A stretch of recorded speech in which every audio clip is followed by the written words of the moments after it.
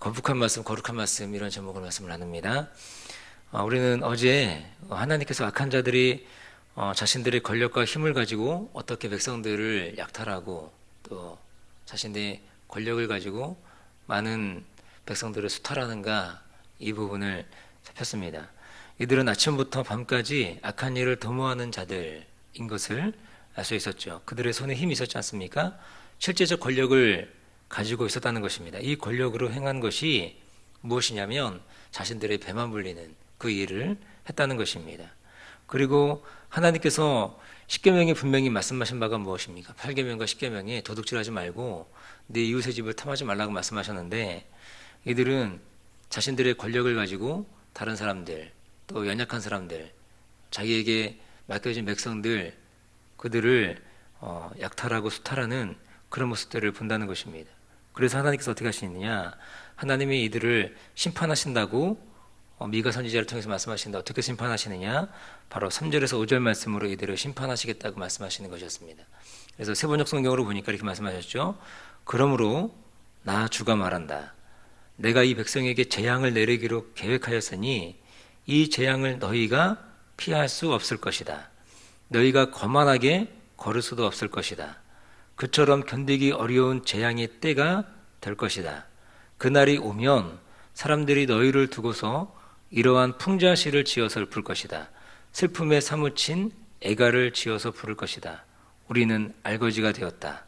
주께서 내 백성의 유산의 몫을 나누시고 나에게서 빼앗은 땅을 반역자들의 몫으로 할당해 주셨다. 그러므로 주의 총회에서 줄을 띄워 땅을 나누고 제비 뽑아 분배할 때에 너희 몫은 없을 것이다. 이거 무엇입니까? 하나님이 내리시는 재앙을 피할 수 없다. 이것을 분명하게 말씀하는 거죠. 그리고 하나님께서 이들의 권력을 탈취한 모든 것을 다 빼앗으겠다. 다 빼앗고 알거지가 되게 하겠다. 그리고 너희의 몫은 아무것도 없을 것이다. 이것을 얘기하는 것입니다. 이러한 선지자의 선포를 들은 권력자들이 있는데 이 권력자들에게 빌부터 기생하는 종교인들이 있다는 겁니다.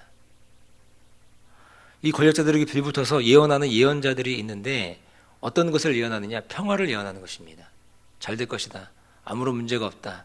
너희들이 하는 일은 다 옳은 일들이다. 이렇게 이 권력자들에게 빌붙어가지고 예언하는 이 예언자들이 있다는 거죠. 오늘 본문 6절에서 7절의 반응이 뭐냐면 이 6절 7절의 반응이 바로 이 거짓 선지자들의 이 반응이라는 것입니다. 그래서 보면 이렇게 말씀하고 있죠. 그들이 말하기를 너희는 예언하지 말라. 이것은 예언할 것이 아니오늘 욕하는 말을 그치지 아니한다 하는도다. 너희 야곱의 족속아 어찌 이르기를 여호와의 신이 편급하다 하겠느냐. 그의 행위가 이러하시다 하겠느냐. 나의 말이 행위 정직한 자에게 유익되지 아니하니라. 이렇게 말하는 거예요. 이게 좀 말이 어렵지 않습니까? 이걸 세번역 성경으로 읽으면 의미가 더 명확해지는데 뭐라고 하는 거냐. 그들의 예언자들이 말한다. 너희는 우리에게 예언하지 말아라. 이 모든 재앙을 두고 예언하지 말아라. 하나님이 우리를 망신시킬 리가 없다. 야곱 족속아 너희가 어찌하여 주의 영도 분노하시느냐. 주께서 정말 그렇게 하시겠느냐. 나의 말이 행위가 정직한 사람에게 유익하지 않느냐. 이렇게 얘기하는 것이죠. 그러니까 너희가 하는 그 예언들을 다 그쳐라. 예언하지 말아라. 어찌 하나님이 이런 얘기들을 이런 재앙들을 하는 것이 온당하냐 맞냐 이렇게 얘기하실 하나님이 아니다. 이것을 얘기하는 것입니다. 이 말씀을 근거로 본다면 당시 권력자들이 악한 행위에 날개를 달아준 자들이 누구냐. 이들과 한패인 거짓 선지자들이라는 것입니다. 이들의 행위에 정당성을 부여준 자들이 누구냐. 바로 이들에게 빌붙어서 생활하고 있는 거짓 메신저, 거짓 선지자들이라는 것입니다. 사랑하는 성도 여러분, 제가 지난번에 한번 말씀을 드린 적이 있는데 이 교회는 제사장적 역할을 감당해야 됩니다. 맞습니다. 제사장적 역할을 충분히 감당해야 됩니다. 그러니까 제사장적 역할이라는 것이 무엇이냐면 하나님과 사람 사이의 중보자 역할인 거죠. 하나님과 죄인 사이에 서서 하나님의 마음을 전달하는 것입니다. 그리고 또 사람들의 죄를 가지고 하나님 앞에 나아가는 것, 이 일을 감당하는 것이 제사장적 역할인 것이죠. 교회는 사실은 이 역할을 너무나 잘 감당해야 됩니다. 그리고 매 주일 사실은 교회가 이 역할들을 하고 있다는 것입니다. 그리고 또 하나 해야 될 일이 있는 거죠. 그 역할이 무엇이냐? 바로 선지자적 역할이라는 것입니다. 그러니까 선지자적 메시지를 전해야 되는 곳, 그것이 바로 교회가 되어야 한다는 것입니다. 오늘 미가 선지자를 포함해서 구약의 수많은 선지자들이 나왔을 때의 배경이 어떠합니까? 구약의 분열왕국 이후에 그 이후부터 수많은 메신저들이 나오잖아요. 이 선지자들이 나오는데 그때 나왔던 배경이 무엇이냐면 시대가 다 악할 때였습니다. 하나님의 말씀을 올바로 전하는 메신저가 없을 때 그때 하나님의 마음을 담은 이 선지자들이 나와서 하나님의 말씀을 올바로 전한 그 메신저들이 나왔다는 것입니다. 시대가 악할 때 하나님의 말씀이 올바로 선포되지 않을 때 하나님께서 자신의 마음을 대신해 줄 선지자를 세우셔서 하나님의 말씀을 대언하게 하셨다는 것입니다. 오늘날 교회도 마찬가지라는 것입니다. 사회 부조리와 악한 일들이 있을 때 교회는 침묵하기보다는 적극적으로 하나님의 진리의 말씀을 올바로 선포해야 한다는 것입니다. 이것이 바로 균형 잡힌 교회의 모습이라는 것입니다. 그러므로 교회는 제사장적 역할도 분명히 너무나 중요합니다. 감당해야 되지만 그러나 악한 시기, 악한 때에는 선지자적 역할도 감당해야 한다는 것입니다. 그래서 교회라는 것이 무엇이냐? 교회는 예수 그리스도를 믿는 또 같은 신앙을 고백하는 사람들의 모임을 교회라고 하는 거죠. 그러니까 이런 외형적 건물이 교회가 아닌 거 잘 알지 않습니까?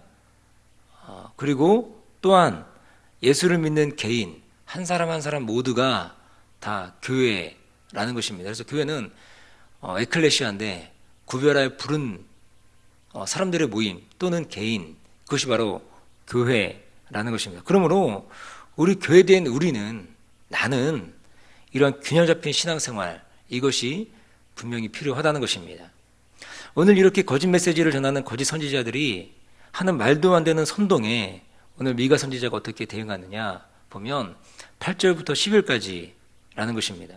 이 8절부터 10일까지 말씀이 참 어렵습니다. 이게 쉽지 않습니다. 그래서 약간의 의역을 포함한 이 메시지 성경을 읽어보면 이 의미가 더 정확해집니다. 메시지 성경은 이렇게 번역하는데 들어보십시오. 너희는 저녁 산책을 나온 무고한 자들을 상대로 강도짓을 한다. 무장하지 않은 민간인들, 약탈하는 군인들처럼 그들에게서 옷을 노략질한다. 민가에서 여인들을 쫓아내고 그 아이들을 폭력과 악의 희생제물로 삼는다. 여기서 나가라. 너희 떼거리여. 여기는 너희 있을 곳이 아니다. 너희는 이곳을 오염시켰고 이제 너희가 오염되었다. 몰락했다. 너희는 미소 띈 얼굴과 기름칠한 혀를 가진 자가 나타나서 아침부터 밤까지 거짓말을 늘어놓으며 당신이 원하는 모든 것, 더 많은 돈과 최고의 포도주를 하나님에게서 얻어낼 수 있는 법을 설교해 주겠다고 하면 너희는 그 자리에서 그를 설교자로 고용한다. 이게 무슨 말입니까? 이들이 하는 행위가 민간인들을 약탈하고 군인들처럼 그들에게 옷을 노략질하는데 여인들을 쫓아내고 아이들을 폭력과 악의 희생제물을 삼는다는 것입니다.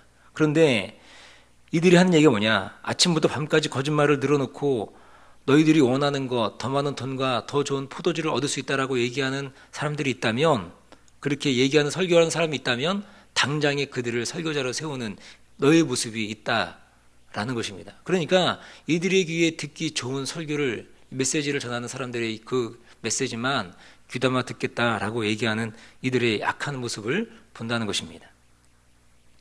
미가 선지자는 매우 적절하게 이들에게 자신들이 어떤 존재와 상태인가를 분명히 말씀하는 거예요.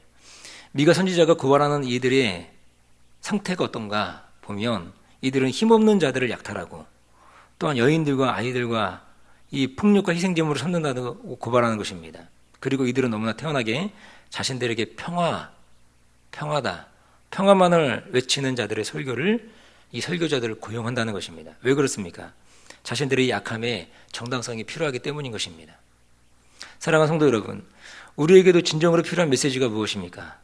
평화만을 외치는, 여러분들이 듣기 좋아할 만한 주제들을 설교하는 설교자의 메시지입니까? 아니면 여러분들이 듣기 거북하다 할지라도 그것이 꼭 들어야만 하기 때문에 전하는 메시지입니까? 우리는 답을 알고 있습니다. 우리가 듣기 거북해도 하나님의 말씀이라면 우리 가운데 들을 귀가 있어야 될 줄로 믿습니다. 우리는 꼭 들어야만 하는 것입니다. 우리가 이 하나님의 말씀이 적실성이 있다면 설령 듣기 거북하다 하여도 하나님의 말씀으로 받아들여야만 한다는 것입니다. 그렇다면 여러분들 혹 여러분들에게 거북할지도 모를 메시지를 들을 준비와 자세가 되어 있느냐라는 것이죠. 오늘 악행을 일삼는 권력자들과 이 유력자들은 하나님의 바른 메시지를 들을 준비가 되어 있지 않습니다. 그리고 이들은 그 메시지를 들을 준비가 안 되어 있을 뿐만 아니라 자기들에게 좋은 얘기를 해주는, 자기들의 악행을 일삼고 있는 그들의 모습에 정당성을 부여해주는 이런 거짓 메신저들, 거짓 메시저 이 선지자들을 고용해서 그들에게서 듣고 그리고 그것들에 더 힘을 받아 악한 일들을 하고 있다는 것입니다. 이것이 비극인 거죠. 이 땅의 모든 권력자들과 유력자들은 그러므로 하나님을 두려워할 줄 아는 그런 모습이 필요하다는 것입니다. 이 땅에 예수 믿는 정치인들, 살아계신 하나님을 두려워할 줄 알아야 하는 것입니다. 우리나라는 지금 위기에 있다고 그러잖아요. 이 위기를 어떻게 극복하는가 너무나 중요합니다. 우리나라의 300명의 국회의원 중에 약 120명가량이 그리스도인이라고 합니다. 이 그리스도인 별칭이 부끄럽지 않은 그런 일들을 이 정치인들이 꼭 해나가기를 바라봅니다. 그리스도인이란 별명 여러분 아시겠지만 이 별명은 처음에 이 안디옥 교회에서 붙여진 별명입니다. 뜻이 무엇이냐면 그리스도를 추종하는 사람, 그리스도께 속한 사람이라는 뜻을 가지고 있습니다. 그러니까 안디옥 교회는 목사님 말씀하셨지만 주로 이방인들이 구성되어 있는 그런 교회였습니다. 이들이 예수를 만나고 믿고 변화된 이 모습, 그 모습이 너무나 인상적이고 충격적인 거예요. 그러니까 그 이방인들이 예수를 믿고 구원받고 그리고 변화된 그 삶의 모습이 너무나 인상적이니까 그들을 향해서 그 지역 사람들이 붙여준 별명이 무엇입니까? 저들은 그리스도인이다.